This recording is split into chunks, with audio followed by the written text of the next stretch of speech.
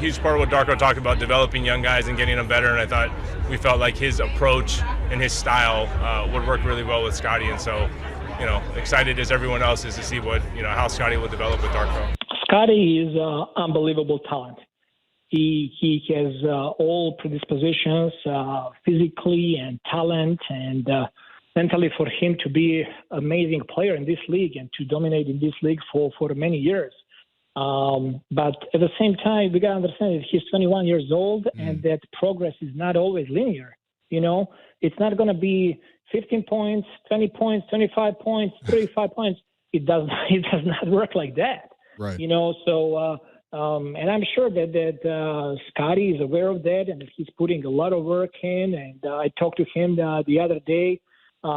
He is very motivated to continue his growth, and they'll do everything as a coaching staff, as an organization, to support him on that road. Jim, with Scottie Barnes. Oh my God, that guy is such tremendous talent. Everything that I'm hearing him as a person, that how he brings the energy to the gym, the way he's working and improving. I'm really, really excited to meet him in person and to get on the floor and to work with him. I think the sky is the limit for him, and we're gonna really try to help him in any possible way to continue to grow. Every single time that I think I am done talking about this coach, I'm not done. I'm not done. Okay, let's do this. Y'all see a big Serbian flag on my screen back there?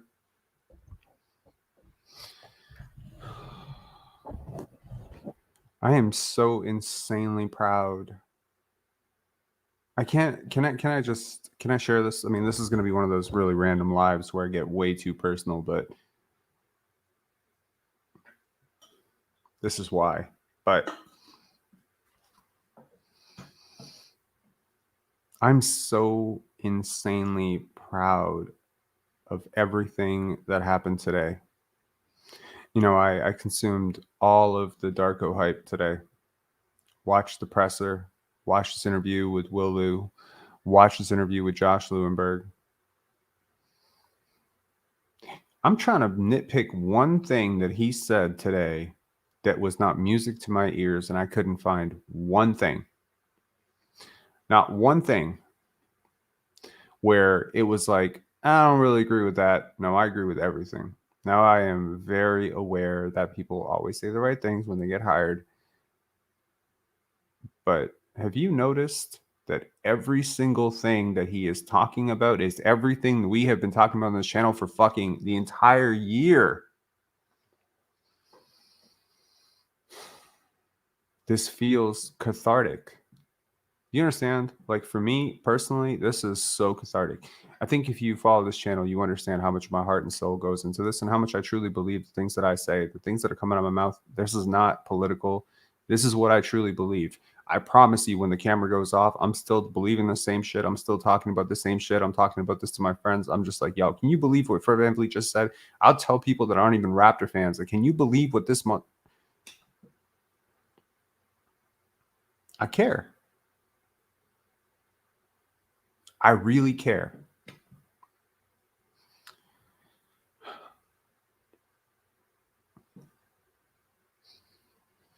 It is such a beautiful thing to hear someone talk about being of service. One of the things that really, really gravitated me towards everyone in Scottie's circle. We're talking friends, we're talking his trainer, we're talking everybody that's close to him has one thing in common. We all look for one thing, that single factor. Everyone who is close to Scottie Barnes is of service. You will notice this very clearly. If you start looking for the signs, you will find it very quickly, is that these people are about other people. When you have a conversation with Brian, the first thing that you notice is it's never about him. He's not about himself. He's all about making other people better. He's all about growing other people. He's all about helping other people achieve their dreams. This is winning. in a nutshell. I've been going on and on about this for 5 lives, and I don't mean to repeat myself, but this is such an important thing. When Darko talks today about being of service to the players, collaborating with the players, man, I tell you, my heart is doing backflips. I am just so happy. And I feel like I want to share that happiness with you guys, because whether I'm sharing something overly insightful or not, I want to share this emotion and I want to share this feeling with you, because I got to say, sometimes it takes one to know one. It takes a genuine person to know a genuine person. Do you believe that? It takes a good person to know a good person. Do you believe that? Like, I firmly believe everything he's saying is from the heart. And, you know, there's a lot of people like that on this roster with this organization, where you can really tell that they're doing this from the heart. They're doing this from a really good place. And I tell you, he's a better person than I ever would be and ever have been, because he probably doesn't hate Fred VanVleet. I'm not saying probably. He doesn't hate anybody. He doesn't seem to hate anybody. He has this approach which I think can nurture and grow other people. So let's talk on this live about what he can actually do for Scottie. What is the growth? What's really possible for a player, for a coach to do for a player? I mean, some of you certainly believe that this roster is not talented enough to compete. And I think in the course of this Will Lou interview, and I'm really thankful to Will for asking some better questions than the ones that were asked at the presser. And I'm also thankful to Josh Lewinberg, which is probably the first time I've ever said that in my entire life, for asking some good questions there as well. Because he was asked really very point blank by Will Lou about the shooting on this roster. And he talked about this concept of, making people better shooters and trusting each other. And if you haven't watched these interviews in full, I certainly don't want to be the channel that plagiarizes everyone else's content and just puts it all on my own shit. So I didn't want to share the whole thing. But I implore you, after this is over, to go and check out what he said to Josh Lewinberg for TSN and what he said to Will Lou for Sportsnet, because it's relevant. He talks about trust. He talks about having faith, having base principles that if you are open. And one of the things that really stuck out to me today was when he said, if you are doubled, someone is open. And I loved how he framed it. He said, so ask yourself the question, if you were open, would you want someone to pass you the ball? And then he put a caveat there where it says, it's not really relevant if the player makes the shot or not. Because if they take the shot, it doesn't matter what the outcome is. We congratulate them for taking the shot. And then they will have the confidence to go into the gym and work on that shot until they can hit it. I love that. I love that, because what that defines is the process of doing things the right way.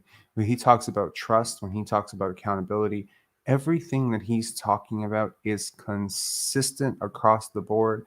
I tell you, I don't want to say off the record because this is clearly on the record. And I reached out to so many people who knew this guy way back when he was 25, 26. We're from the same hometown. It's a pretty small town. And when you start talking like pro basketball, when I started looking up like common friends and stuff, and I was just like, oh, that guy, I remember that guy. And it's very interesting, to reconnect with so many old friends and to just have a conversation about this. And one of the things you realize is this is just who he is. This is who he's always been. He's been this way since he was like 22 years old.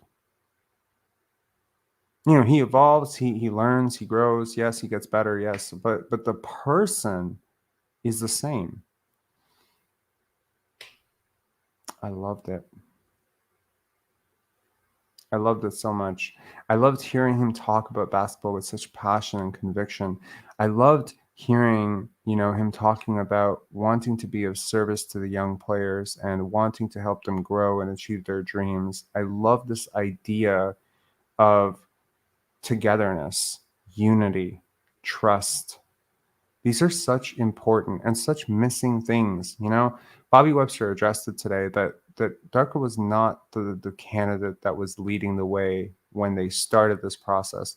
That speaks to their process, that they did not walk in with the conclusion already determined, that they opened themselves up. And, to all of us who've been sort of complaining, and I say us because I really haven't been complaining, but to those of you, and just to implicate everybody else on this one, who said, why are the Raptors taking so long? Why are the Raptors, they're always trying to evaluate?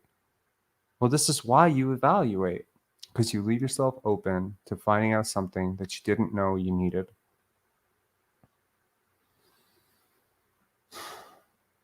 Said he talked with Scottie Barnes.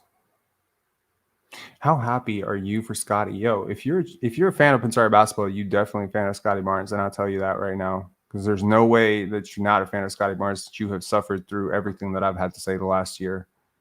How happy are you for this guy? Let me know in the comments right here, like, how happy are you for this guy to know that he has a coach who sees him for what he is, to see him for what he can do, to appreciate. Something I learned a long time ago was that if you want to pay someone a genuine compliment, and you genuinely want to make an impression on somebody, give them a compliment for something that means something to them, that they had to work for.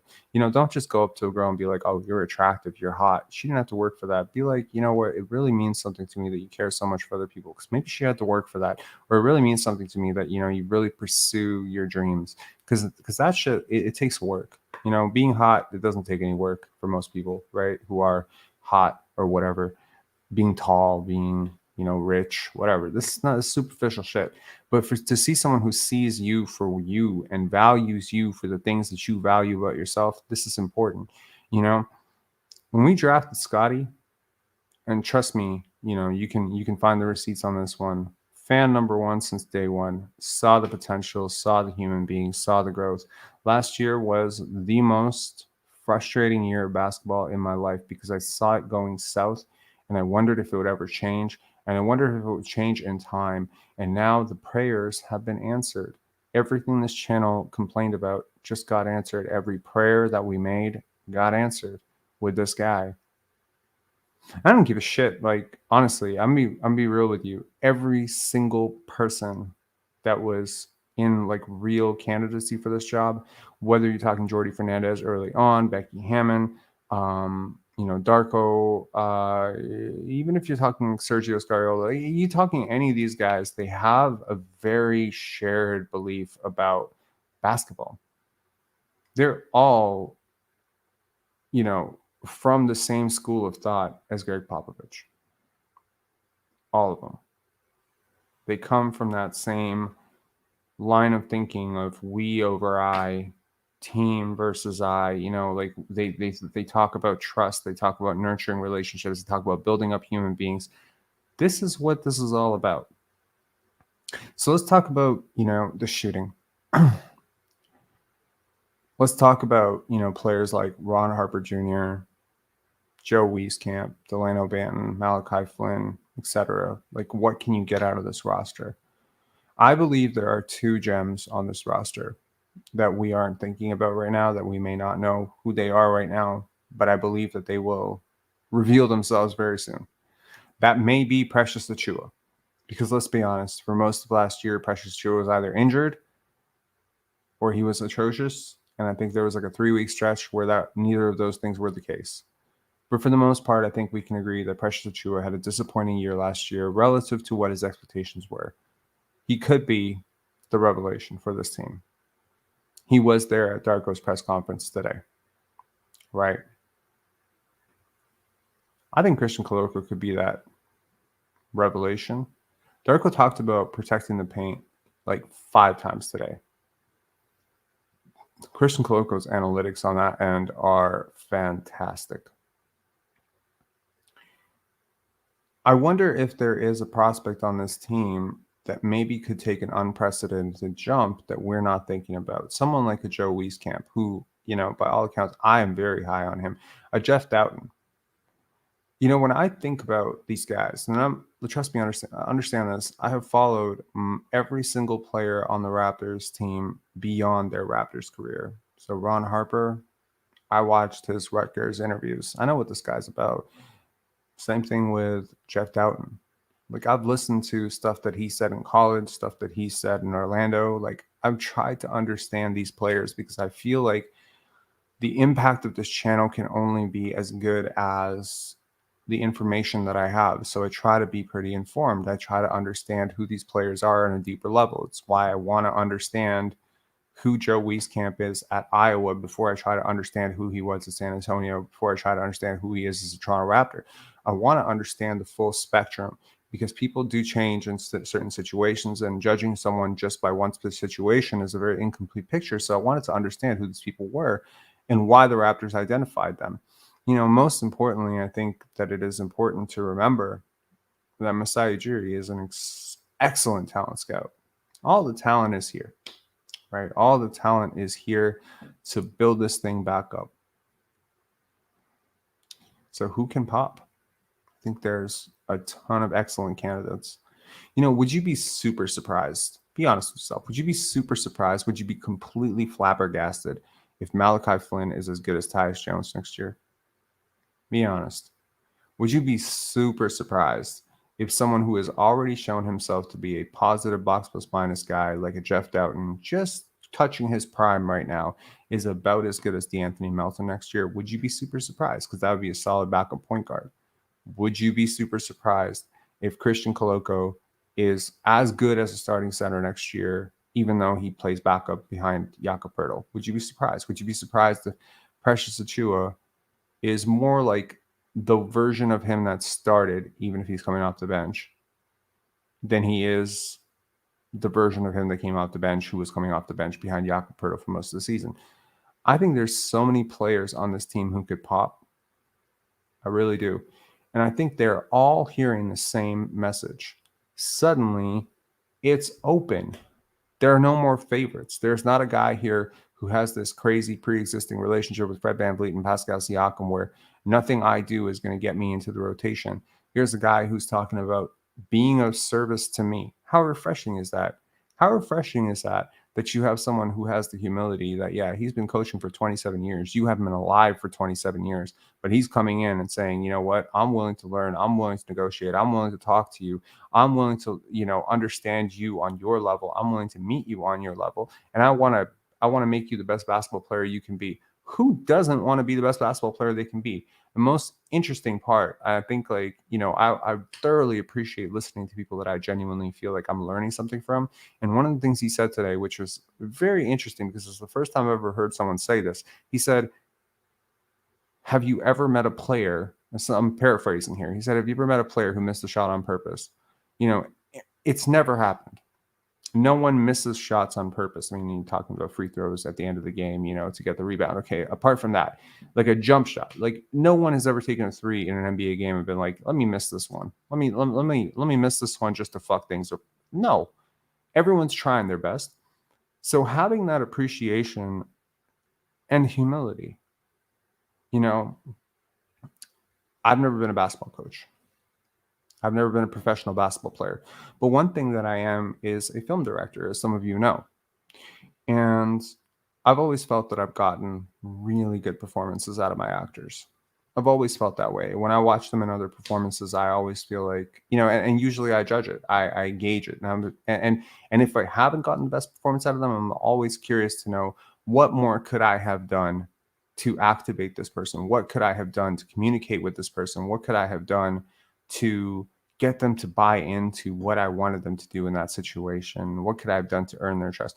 So this is a very important part of this, right? It's a really important part of this sort of thing to understand.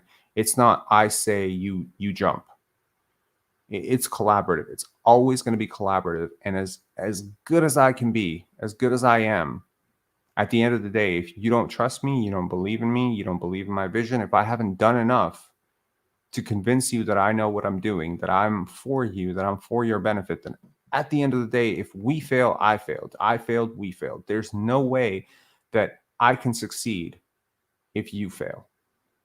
That is such an important part of building up the culture of a winning organization.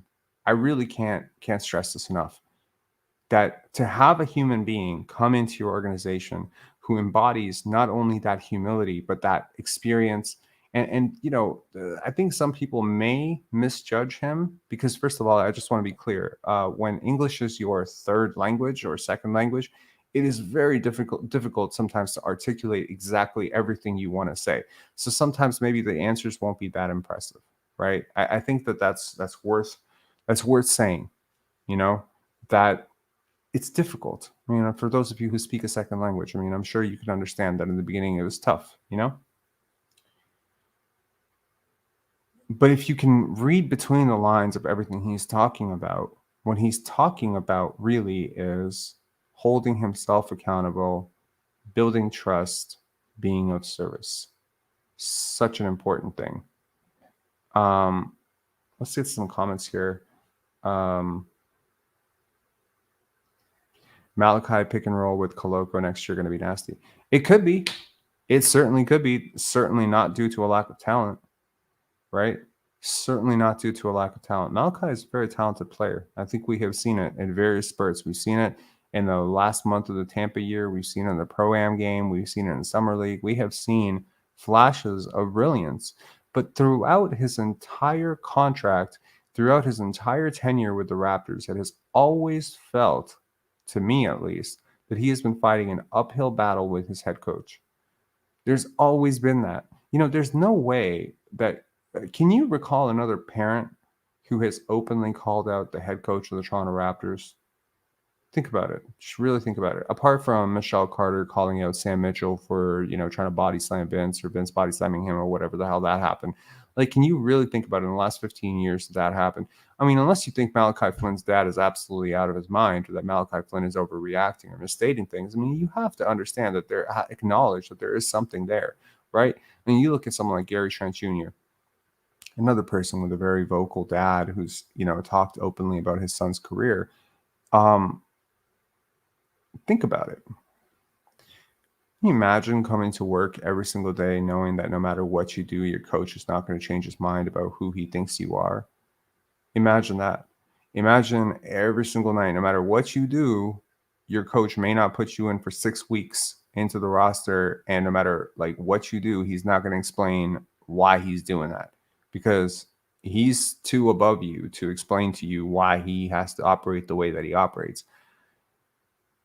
Everything I've heard from this head coach suggests to me that he has the humility to know that even though he has 27 years of experience, that he needs to listen to his players. And I promise you that this is always going to be the successful route in the NBA.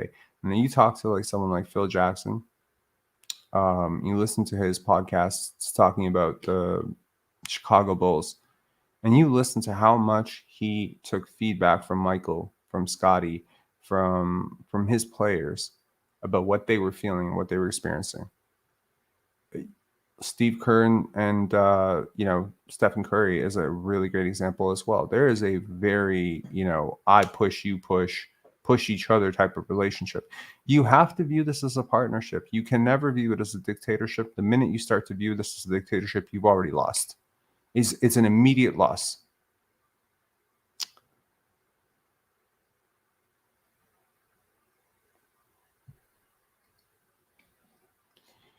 I'm not necessarily sure he listened to Fred VanVleet. I think he just disproportionately valued his contract and his negotiation and whatever. But you're right.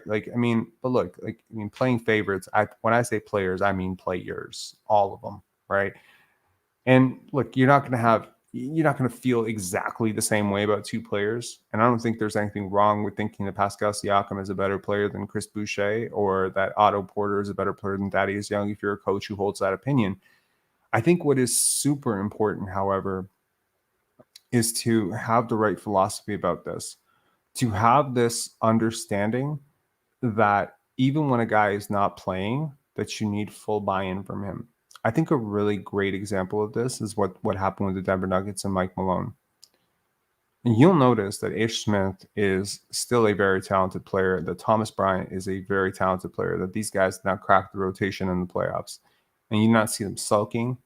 And you've heard openly how much it was so important. And I think, JJ Redick talked about it on his podcast, how it was so important to make sure that those guys were still activated. That they weren't talking about vacations, their next contract, etc. Like, they were still activated. Bruce Brown is probably not going to be back for the Denver Nuggets. Probably not going to be back.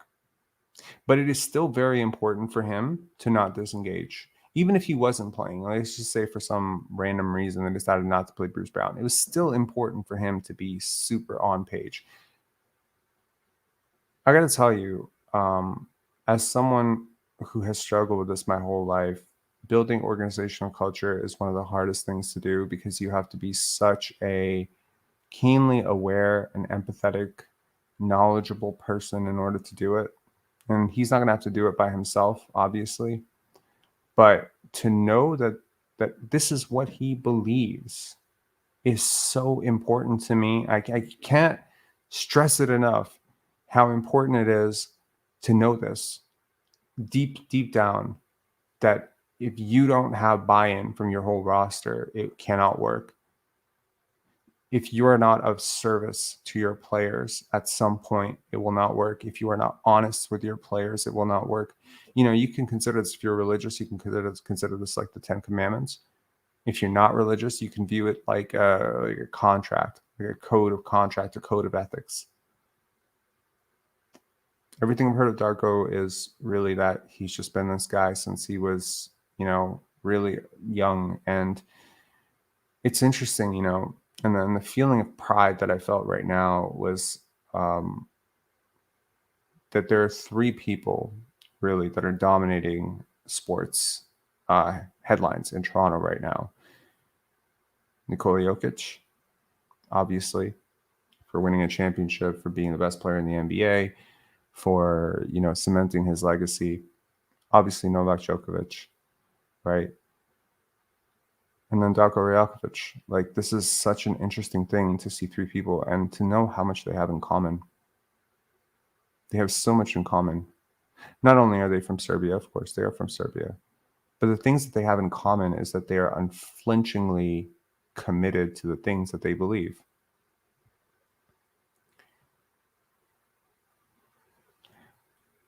I really just am so happy. I'm sorry to ramble,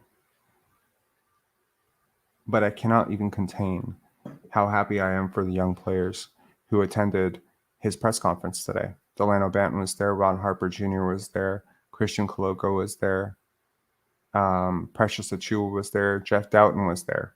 I don't think Jeff Doughton has left Toronto since the season ended. These guys are all in the gym, all working hard. Raptors basketball is back.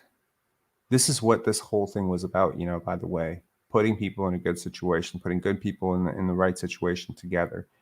There's something about when a coach gets fired that really does trigger that response of fight or flight, for a lot of people. Like, it puts you on high alert.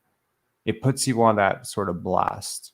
I can fully understand why so many teams fire their head coaches, but they don't go far enough, in my opinion. They fire the head coach as a blanket statement to defer the blame from themselves and to just sort of push the can along, can along and say, okay, well, things will be different with the new guy. And then, 3 months into the next season when things are not working out, well, give him some time. It's a new system. And then a year later, well, give him a second year, give him a full training camp and continuity, blah, blah, blah.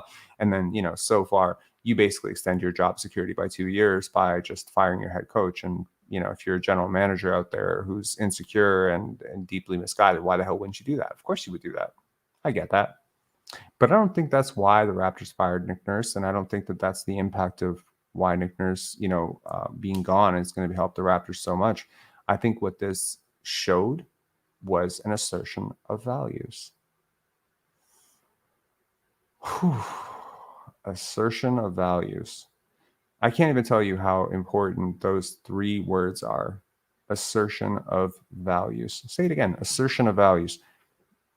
Every organization out there has to have a strong assertion of values. We do it for Penn Dance. Programming a film festival is really hard. You can get lost in the weeds if you don't have an assertion of values. If you don't have a clear idea of what you're trying to do, it can become very complicated to not be, okay, well, this film's new. This film has a big star. This film just got selected to Sundance. Let's select that film, whatever. No, you get lost. You get lost so fast if you don't have an assertion of values. Our values with Pendants, story over everything. Y'all seen the hoodie, story over everything. Comes down to craftsmanship of story, resonance, power of the story, writing, editing. It's so simplified. And you need to get down. You need to break every leader needs to come down to less. You need to break it down to like, what are we trying to do here? And break it down, and everything across Phoenix, Memphis, Team Serbia, he was with Red Star Belgrade, the youth team has always been consistent. It's about other people. That's a core value, And if you walk in, I promise you tomorrow, try this. Try this. Here's a random thing. Do me a favor. Tomorrow, when you walk out into the world, be of service to other people for 5 minutes or an hour. Just do it for an hour. Someone behind you, someone ahead of you in the line for coffee, be super patient with them. Someone behind you, I don't know, pay for their coffee. Just be of service to other people for 1 hour and see what that does for your life. It's beautiful. You will feel better. Other people will feel better. Everything works better when you are about other people. That's an assertion of values. If you can walk through your day-to-day life and it's not about you, things will get better. Things will change that you had no idea those things could change. Empathy, understanding, honesty. Don't tell a lie tomorrow. See how much your life changes. If you just be honest with people for one day, you see how much your life changes. These are really just, I hate to say it, but this is just about people who are raised right. We got some OnlyFans talk again. This conversation is not going to go there. You know what I mean? Be about integrity. Be about service. Be about helping other people. And you will see how quickly your life absolutely changes. Try to live without fear. Try to do things that scare you. Tomorrow, just go out there in the world and do 2 things every single day that scare you. And after a month, you'll be a fundamentally different human being. At the end of the day, these are small subconscious things that are wired into us at a very young age when we are children. About, is the world about us? Is the world about other people? Is the world about being honest? Is the world a dangerous place or a safe place? These are subconscious things. And, things that he's talking about, they're not really coaching stuff. He hasn't really told you what type of offense he's going to run. We don't know what roster he's going to run. We don't know who's going to be back. We don't know who his starting point guard is going to be. We don't know if Jakob Poeltl is going to be back. Some rumors that that maybe that he's not back. Wow, that would suck. We don't know if Pascal is going to get traded. We don't know if OG is going to get traded. We don't know if there's going to, we don't know who they're going to pick with the 13th overall pick. We don't know which prospect's going to pop. We don't know if Scottie's going to blossom into a 25-point per game scorer, if he's going to have a 3rd straight year averaging 15 points per game. We don't know any of that. We don't know who his assistants are going to be. Think about how many variables are left up in the air right now. But what we do know is the core principles. You understand? Right? What we do know is that he's going to be of service to people, that he's going to be honest, and that he's going to be collaborative. And he's going to be fair. This, again, it just comes down to being a good person. God damn it. It just comes down to being a good person.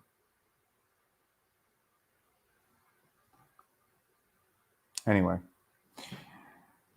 I guess I wanted to rant, and I just wanted to say very briefly how proud I am to be a Raptor fan again. And I'm obviously very proud to be Serbian, as the big flag behind me was evidence of that. Did I have a flag somewhere here? Hold on.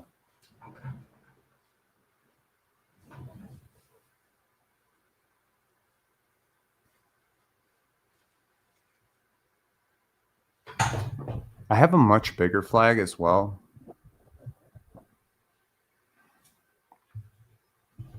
I got to tell you, again, it's a big moment. It's a really big moment. I feel it every time. I felt it for Argentina when Messi won the World Cup. I felt it for them. I felt it for Italy in 2006 when they won the World Cup. I felt it for Greek people and Nigerian people when Giannis won his first championship. There is a feeling, when you're not from a really huge country or a country that isn't always overly positively represented in the world stage, that how proud you are when someone from your place, from your country, who speaks your language is able to break through. Because I tell you, it's not easy for someone to break through. I mean, head coaching jobs are hard, man. It's really hard. The idea that a 44-year-old man from Čačak, Serbia, is the head coach of one of the best organizations in the NBA. If I could put that into a perspective for you,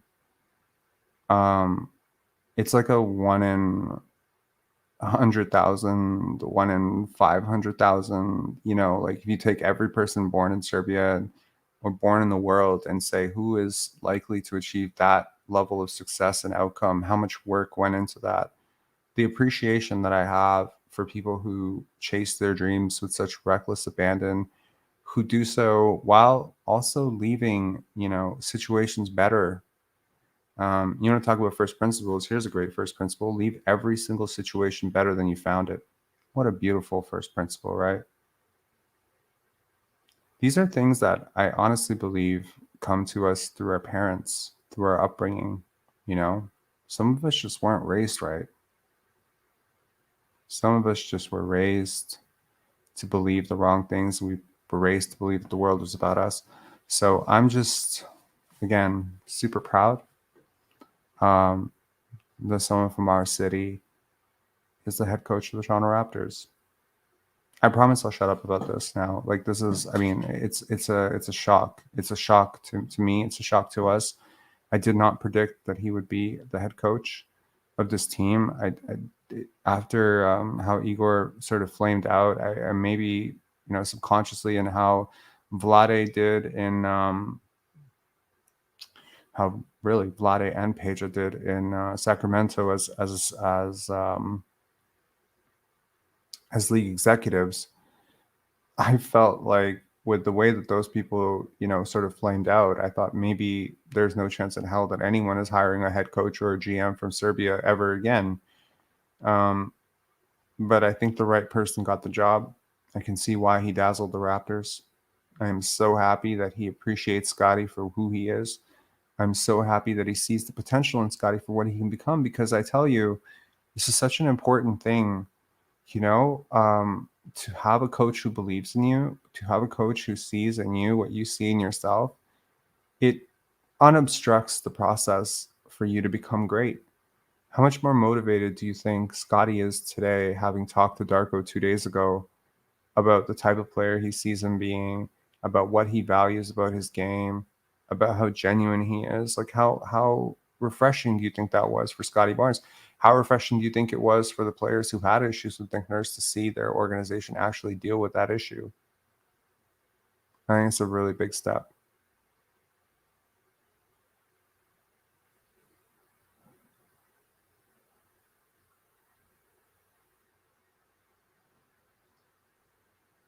Anyway, yeah. I'll talk to you guys later. We're going to start shifting our focus over to draft stuff. I know I said that yesterday, but yeah, we'll do it for real now. But it was really cool to, I don't know, just go in and really observe everything he talked about today, how consistent his messaging was, and how consistent it was with every single thing that I expected from him walking into the situation. I think it's a really good thing. So I fully agree. I think Sean said players can't grow without opportunities. Sports are a learn on the job situation. 100% agreed. On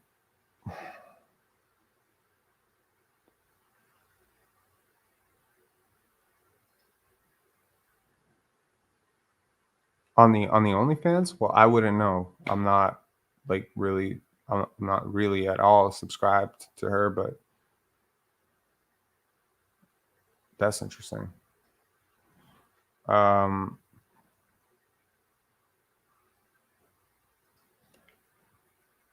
That's why he improved IQ over time. Lowry during his earlier years was a buck T. I don't know what a buck T is, but Kyle was always a really smart player. So I disagree with that. I don't know if buck T means stupid, but like he wasn't as great as he is now, but he certainly was a smart player at Villanova, I'll tell you that.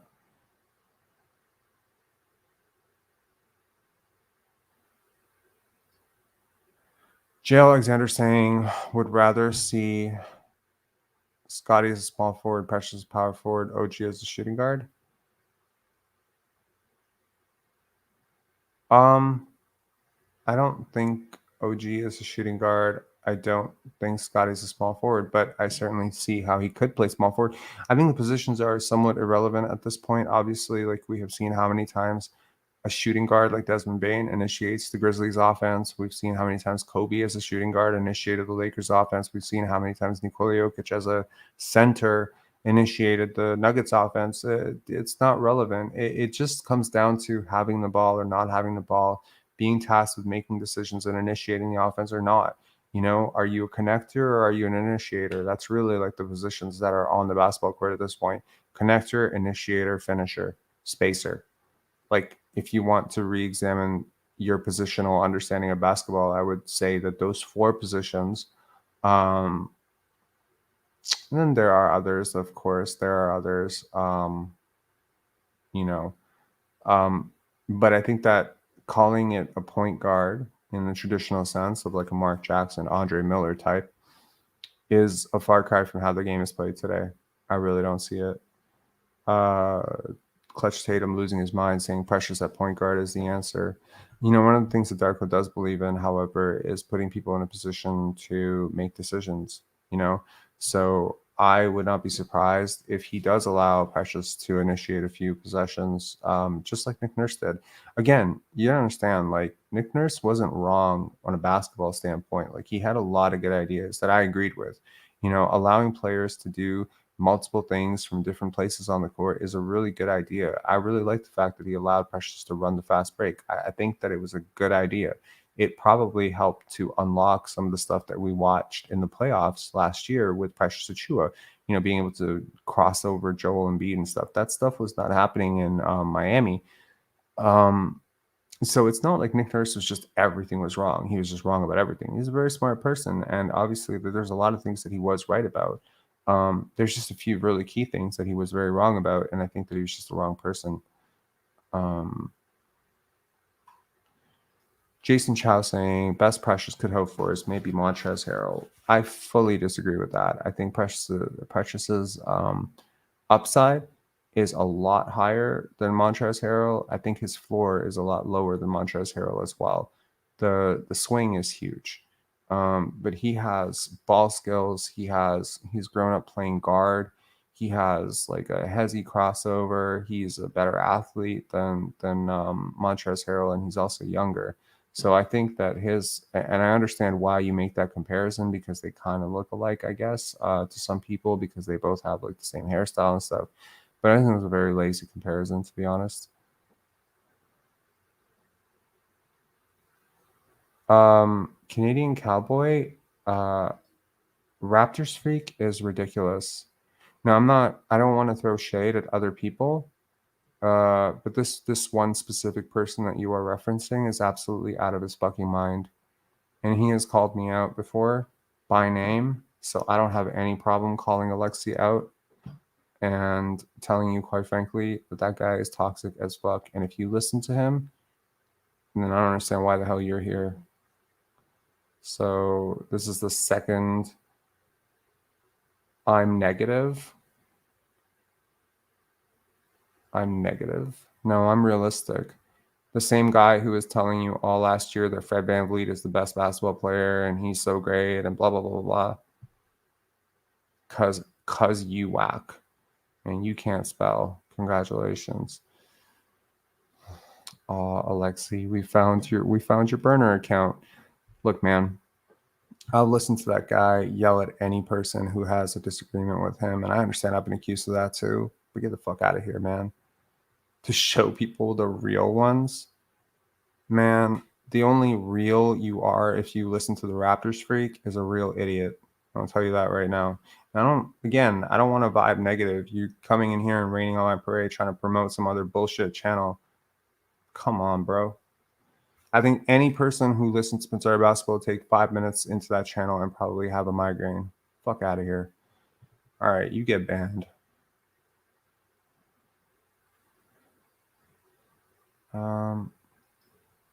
Wait a second. All right. Banned. Yeah, banned. Anyway, yeah. Okay, so interesting enough, I was thinking about draft prospects. Every single day, there's like a new wrinkle or a new thought that comes up.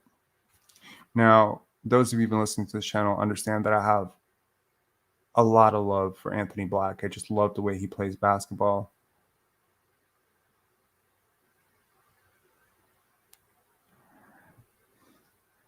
That is true. I did do that. I think that I'm worried about his, let's say, I'm worried about his wingspan. You know, a lot of people have compared him to Scottie Barnes. The other thing I'm worried about is his hand size. Like, I was looking at the pre-draft measurements. I understand that hand size, wingspan, height, vertical leap is not everything. I understand that. And despite all of this, you know, he has proven himself to be a very pesky defender, really good on-ball defender, etc. But you got to be a little bit alarmed that a 6'6" guy, 6'5.5" guy who can't really shoot very well, who has a 6'7" wingspan and kind of smallish hands, has a smaller wingspan and smaller hands than Casey Wallace.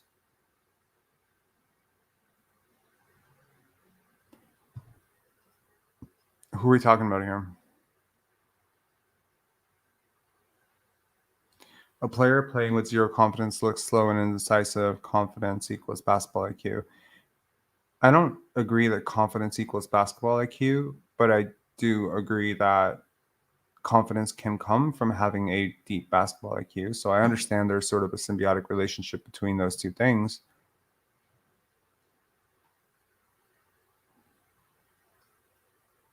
That's hilarious.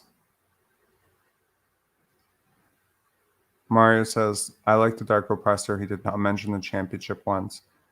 He has, however, mentioned that this is a championship organization. So he did technically mention it. I don't know if he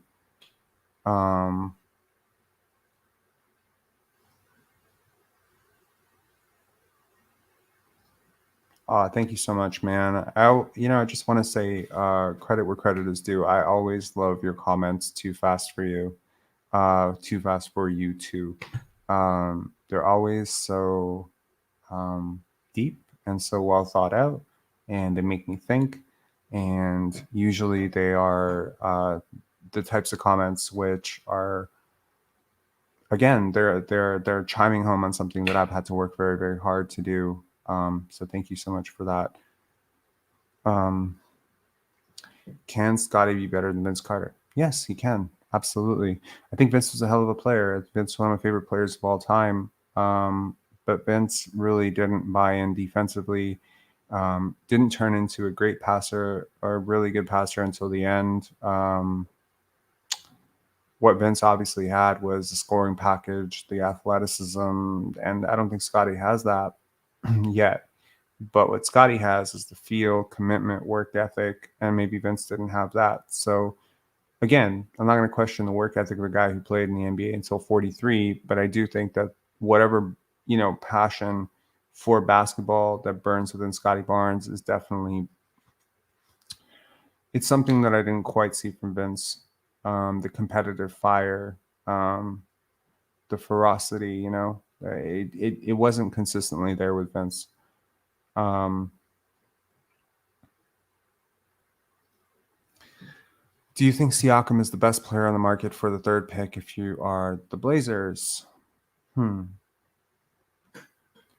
think he's among one of the best players on the market. I wonder what else they could possibly be considering. They have been specifically looking at a 3-and-D wing. I wonder if you're the Boston Celtics, if you entertain the idea of Jaylen Brown for the number 3 pick.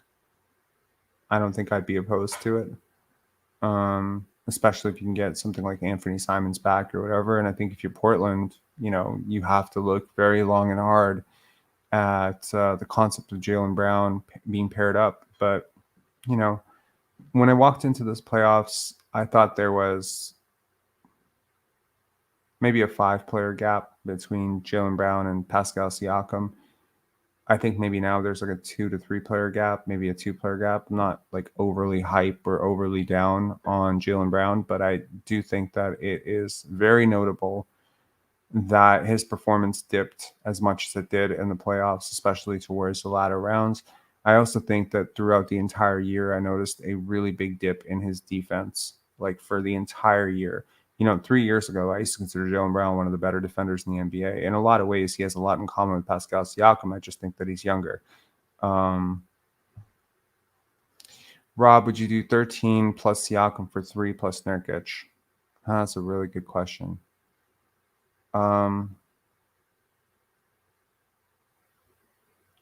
So this may not be a popular take on this channel. I understand some people have some very optimistic views on Brandon Miller, but to me, this is a 2-player draft. In terms of like high MVP type level upside. And I think that Scoot Henderson is that second guy next to Victor Wembanyama. And so if Scoot is at 3, yes, I would do this. And I'm not a Yusuf Nurkic fan by any means, and I don't know how he would fit into this roster, and you'd pretty much immediately have to trade him because I'm not compromising Christian Coloco's development for Yusuf Nurkic or Precious Achiuwa's, for that matter. I would like to keep 13 in that pick. I would like to keep 13 in that deal, though. So I would look at maybe a couple of future seconds plus Siakam for 3 and Nurkic. I don't believe Nurkic is a positive contract at all at this point. I feel like you're taking someone else's baggage at this point. So basically, you're talking about 13 and Siakam for 3 and taking that out of contract. I think that's a bit extreme. I would do it, but I wouldn't be happy about it. So I would prefer to keep 13 in this case. If I absolutely couldn't keep 13, I would want like a future pick in return. Do you mean Scoots? Okay, yes, you do mean Scoots. I'm not too worried about it. I think he showed a lot of potential in the mid-range. He's had flashes of decent performances from the line. I think his shooting mechanics are pretty fine. I think the range will extend out. But the way that he peels off of screens and the way that he's able to attack gaps and get paint touches and able to really get off his mid-range shot, I think should be very encouraging. He wouldn't be the first player in the world to be successful without a 3-point shot or dominant 3-point shot. Russell Westbrook won an MVP. Chris Paul, none of these guys are great 3-point shooters. DeMar DeRozan. If you're not a great 3-point shooter, and I think I love that Darko addressed this earlier as well, today, and this is not to sound egotistical, but everything this guy believes about basketball is identical to everything I believe about basketball. There's going to be no negative comments on this entire channel next year. It's like we're going to swing from one absolute extreme of negativity to positivity because I can't find anything he said that I disagree with. And it's literally across the board, everything. I understand that some of the things he can't say, and I can hear it in his voice when he's talking, when there's like certain questions where he's like, I don't want to answer that one.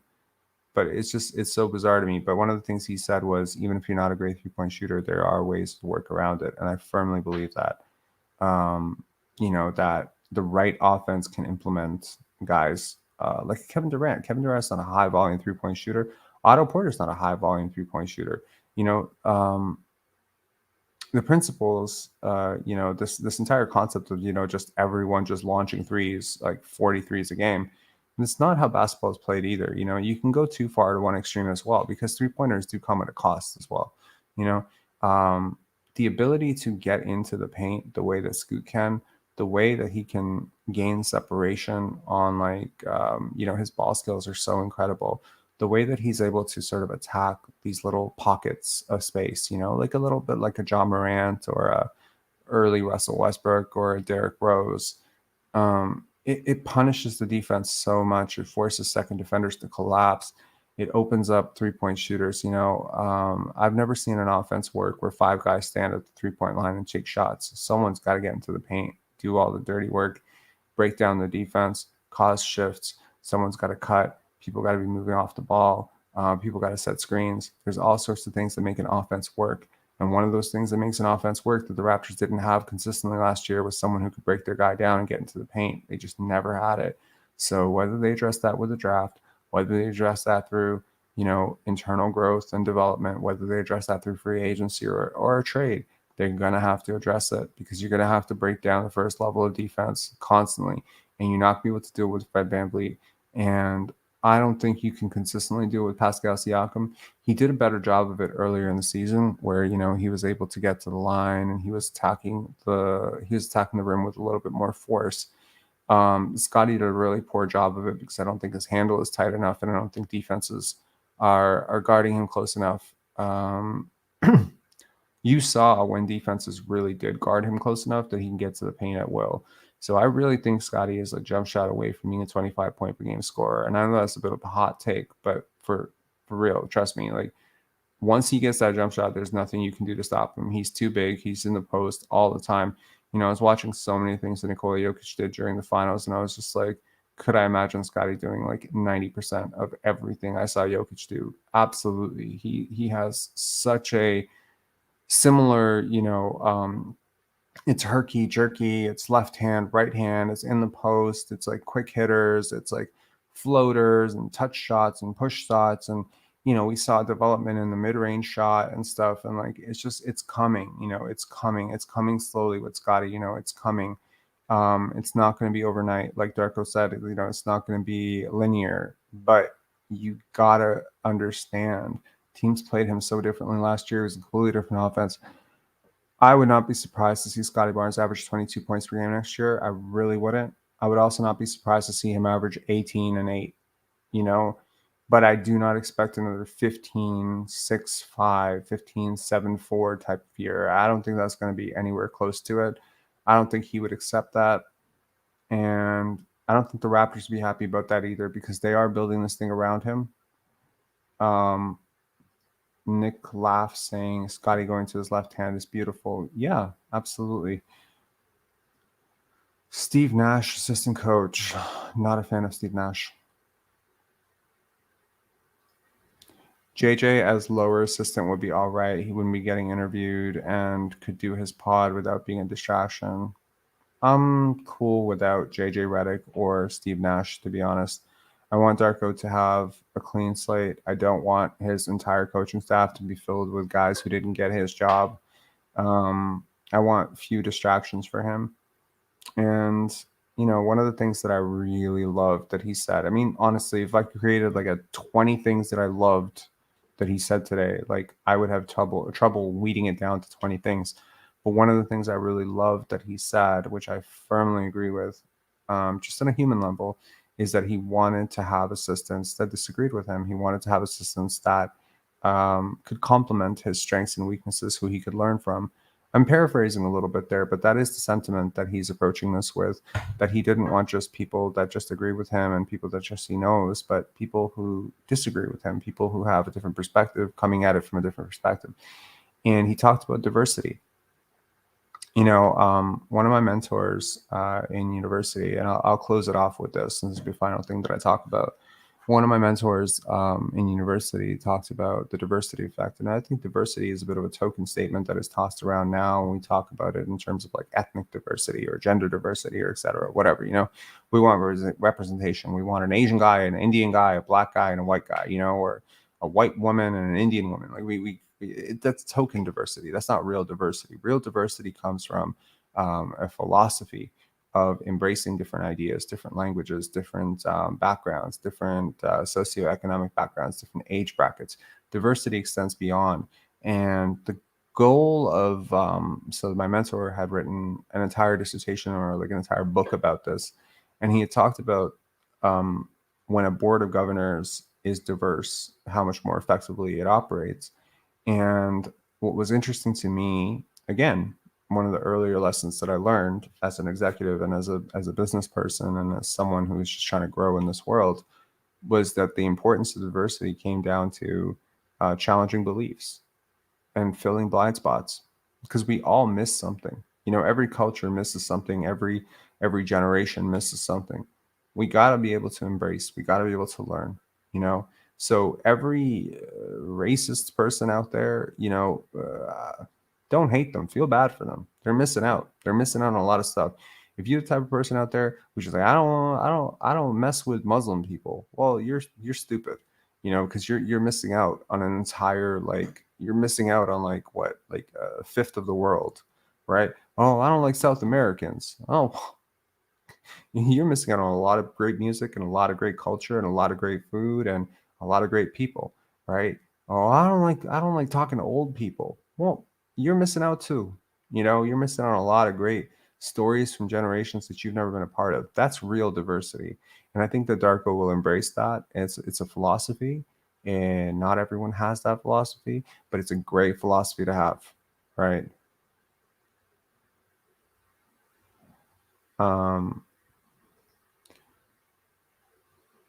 Don't think JJ or Raptors really consider him head coach material. He's on record saying he has a lot to learn about coaching and certainly knows how to push back, but nicely, high core values.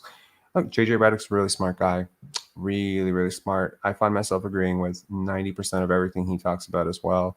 And I find myself learning from him a lot as well. There's a lot of great things he said. And I like that he's strong, that he's opinionated, that he's so articulate and so well spoken.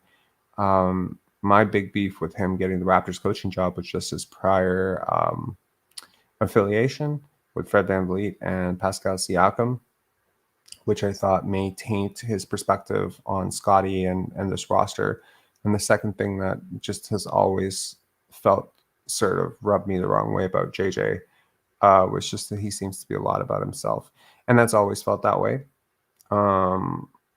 Like, he may be a really smart person, but I've never walked away from a JJ Redick podcast thinking this is a really good person. You know what I mean? I'm not saying he's a bad person. I'm not saying he's anything. I'm just saying I've never walked away thinking, oh man, this is someone that really makes my heart sing. This is a person that I, want to model myself after. Never. Not once. But Jordi Fernandez, yes, I felt that way about Jordi, and I felt that way about Darko. And there's certain people, certain people like that where, you meet them once or you talk to them or you listen to them and you're just like, this person really does get something about humanity that I clearly missed at some point, and I would like to learn. What's the deal with OG? Is he still unhappy? I doubt he's unhappy after this hiring. I doubt it. But I'd be very curious to see that. Reportedly, Darko has talked to all of his players. He's also already talked to Fred VanVleet. They will be having a meeting with Fred VanVleet in 2 days in Toronto. So that should be interesting. A lot of people have already sort of put it as a foregone conclusion that Fred will be gone. I am not so quick to say that I think he'll be gone. I think there's still a really good chance he returns. Very curious to see what the Vegas odds are on that, but I think it's like,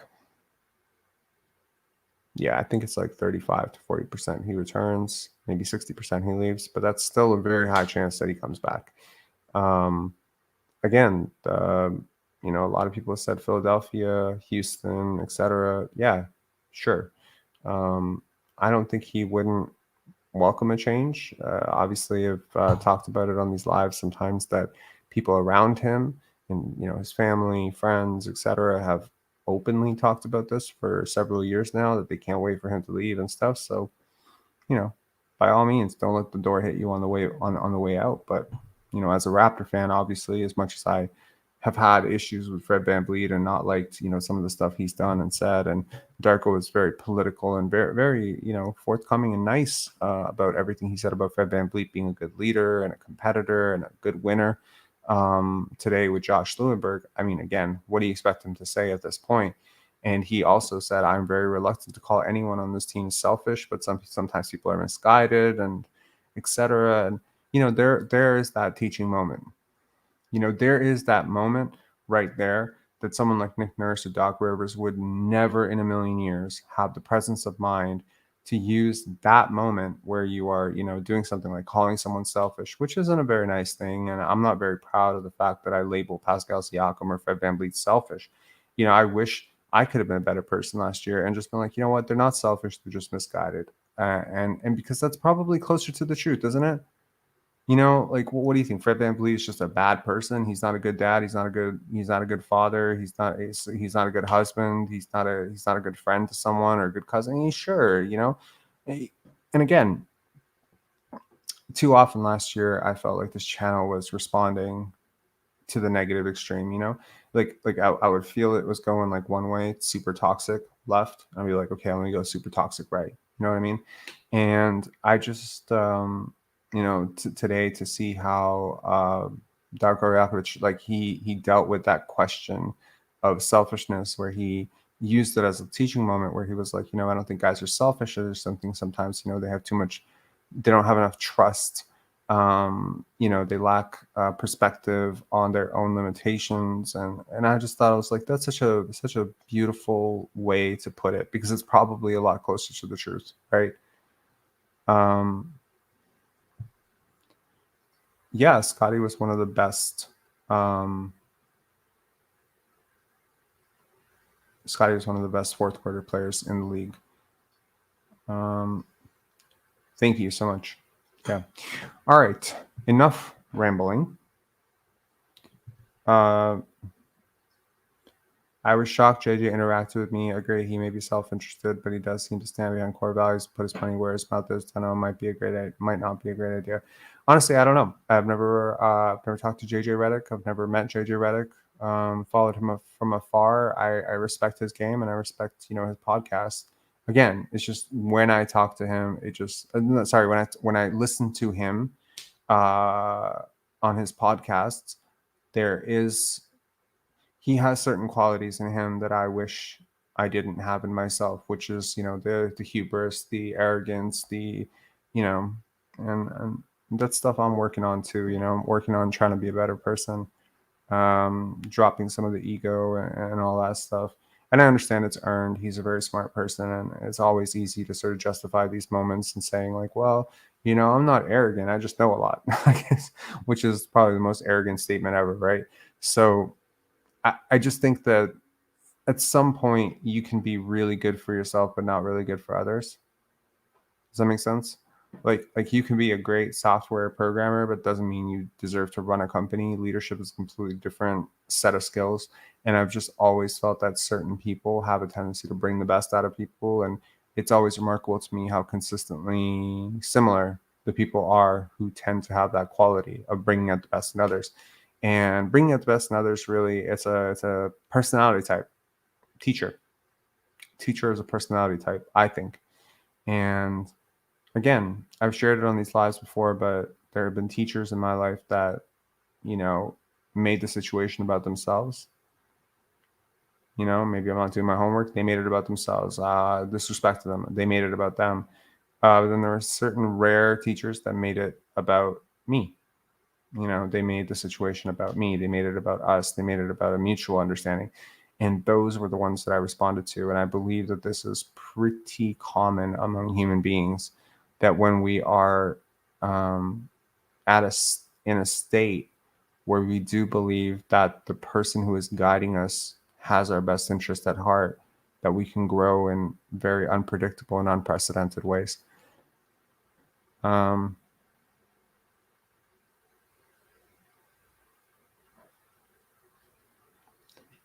I kind of didn't like some of your interactions in the Facebook group, and then late did enjoy some of your vids, but admittedly hate watched a bit. Sure. I mean, I fully expect it. And I understand. I completely understand that.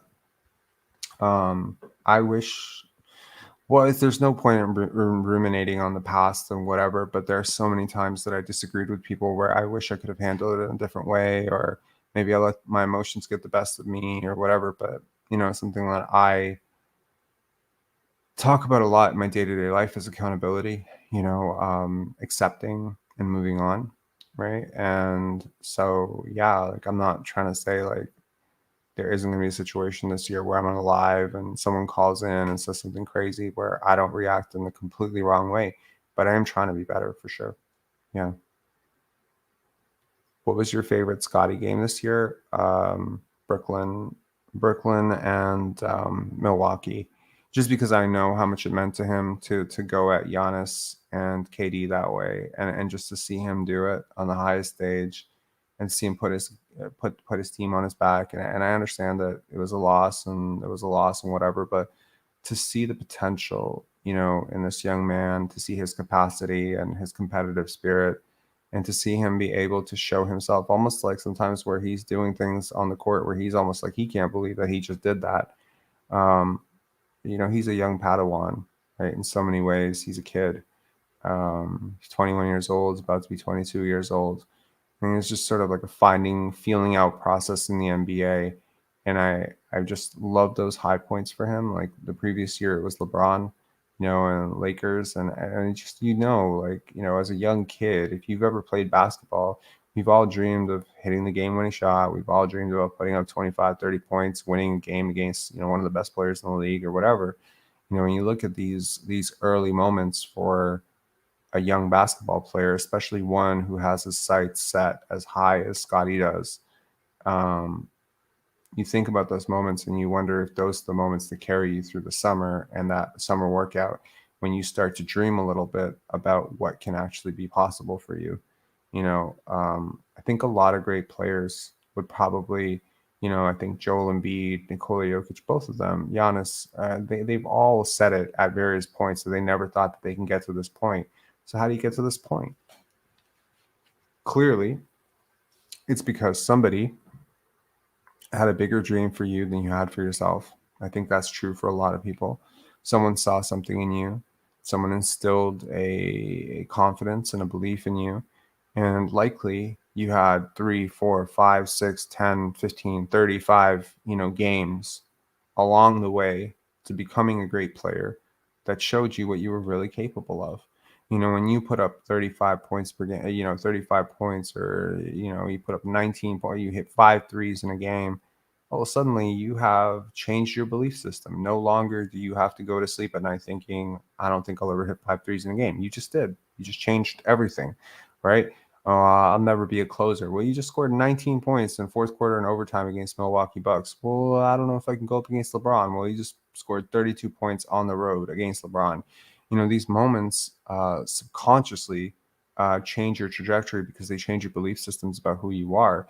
For so long, Scottie has seen himself as a playmaker, as someone who is a teammate and a good person. Every time he defined himself, he talked about himself being a good person. He never talks about himself being a great 3-point shooter or a great playoff closer or, 30-point per game guy. He's, he believes he can be a great basketball player, but the vision of how he will be great is still being determined. The only things for sure about Scottie is that he will buy in on defense, that he will try to be a great teammate, that he will support his teammates, that he will always be a willing and good passer. But apart from that, the scoring package, the 3-point shooting, the pick and roll ball handling, the handle itself, a lot of that stuff still is up in the air. And we can't rush this process. We can just be patient and wait and believe, have hope, have trust that whatever drives him will drive him in the right direction.